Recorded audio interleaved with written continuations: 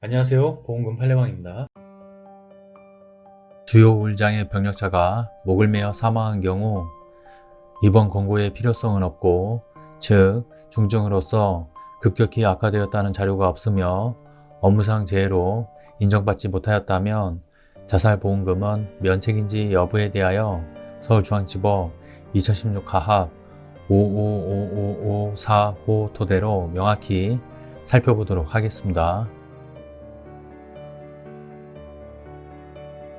기초사실: 망인은 2016년 4월 1일 13시 30분경 당시 근무하던 주식회사 D의 서울 송파구 2소재 지하창고에서 목을 매달아 자살하였습니다.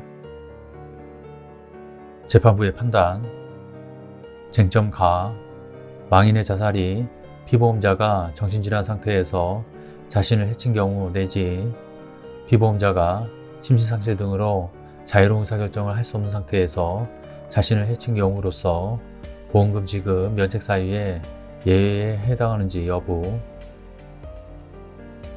유리한 사실 내지 사정: 망인은 2015년 11월 25일 F병원 정신건강의학과에 내원하여 처음 외래 진료를 받을 당시 그동안 별다른 질병은 없었으나 최근 하청업체와의 계약 종료에 따라 업무량이 증가하였고 아내와 심하게 말다툼을 하여 2-3주 동안 서로 말을 하지 아니하였다고 하면서 우울감, 의욕저하, 피로감, 정신운동성 지체, 인지기능 저하, 수면의 질 저하, 식욕 저하, 체중 감소, 소극적 형태의 자살사고 등의 증상을 보인 사실.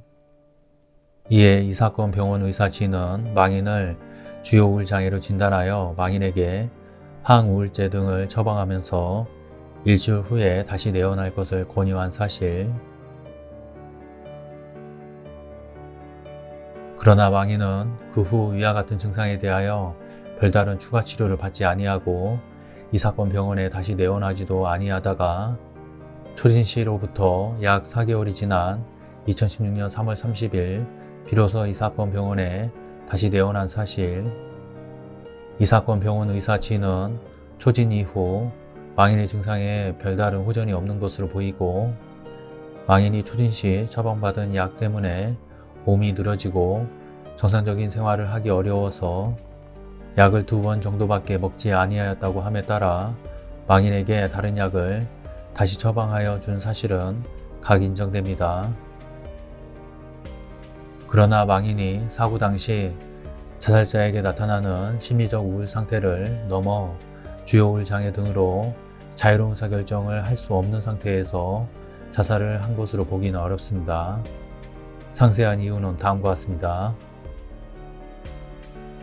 불리한 사실 내지 사정: 이 사건 병원 의사 G는 일반적으로 이전에 자살을 시도한 적이 있거나 자살, 자해, 타해 위험이 명백하거나 상당히 높다고 생각되는 경우 환자에게 입원 치료를 권유하나 2015년 11월 25일 망인을 처음 진료하면서 망인에게 자살 의도에 대해 물어보았을 당시 망인이 자살을 실행에 옮길 의향에 대해 부인하는 등 망인을 정신건강의학과 안정병동에 입원시킴으로써 회피할 수 있는 자살, 자해, 타해 위험성의 정도가 그 부작용을 상회한다고 판단되지 아니하여 망인에게 입원을 권유하지 아니하였고, 이는 2016년 3월 30일 망인을 다시 진료하였을 때에도 마찬가지였다고 하고 있습니다. 아울러 이 사건 병원 의사 G에 의하면 망인은 초진 및 재진 당시 환각, 망상 등 조현병의 대표적 증상들 내지는 공황장애 증상을 호소하거나 이러한 증상이 의심되지 아니하였고 앞서 인정한 바와 같은 증상들을 제외하고는 특별한 이상 행동도 보이지 아니하였으며 초진 및 재진 당시 망인에게 처방하였던 항우울제 등의 약물 또한 특별히 중증의 주요 우울 장애에 대하여만 처방하는 약물도 아니었다는 것입니다. 망인이 처음으로 주요 우울 장애로 진단받은 것은 망인이 자살한 시점으로부터 약 4개월 전에 불과하고 최초 진단 시부터 망인이 자살한 시점 사이에 망인의 주요 우울 장애가 급격히 악화되었다는 등의 사정도 확인되지 않습니다. 망인은 1998년 10월 1일부터 H가 실질적으로 운영하던 IJ 주식회사 D에서 계속 근무하던 중 자살하기 바로 전날인 2016년 3월 31일 퇴근 무렵 위 회사 대표인 H에게 사직하겠다고 하였습니다. 이에 위 회사 대표 H는 망인에게 일단 망인의 업무를 대신할 직원을 새로 충원할 테니 그에게 업무에 관한 인수인계를 하고 집에서 쉬다가 건강이 회복되면 다시 출근하라고 말하였고, 이에 망인은 알았다고 하였습니다. 망인은 다음 날인 2015년 4월 1일 08시 45분경까지 정상적으로 출근하였는데, 비록 집에서 나올 때 몇 분간 출근을 주저한 바 있다고 하나 그날 망인이 일시적으로 정신을 잃거나 극도의 흥분 상태, 망상, 정신적 공황 상태에 있었다고까지 볼만한 별다른 징후는 나타나지 않았습니다. 망인이 주요 우울 장애로 처음 진단받을 무렵 호소하였던 증가된 업무량이나 아내와의 말다툼의 정도 또한 망인으로 하여금 자유로운 의사결정을 할 수 없는 상태에 놓이게 할 정도였다고 보기 어렵습니다.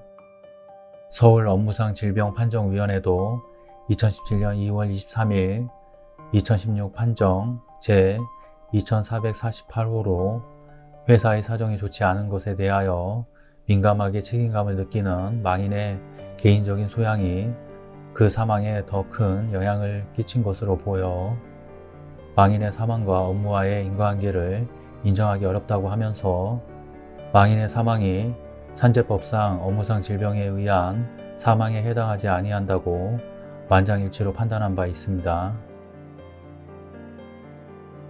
따라서 망인의 자살은 이 사건 1,2보험계약의 약관상 보험금 지급 면책 사유에 예외로 규정하고 있는 피보험자가 정신질환 상태에서 자신을 해친 경우 내지는 이 사건 3,4보험계약의 약관상 보험금 지급 면책 사유에 예외로 규정하고 있는 피보험자가 심신상실 등으로 자유로운 의사결정을 할 수 없는 상태에서 자신을 해친 경우에 해당하지 아니한다고 봄이 상당합니다.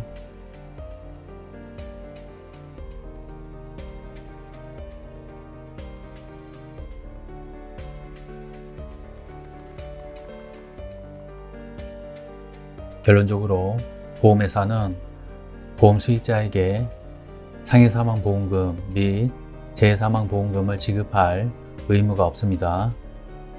마치겠습니다. 긴 시간 시청해 주신 점 고맙습니다.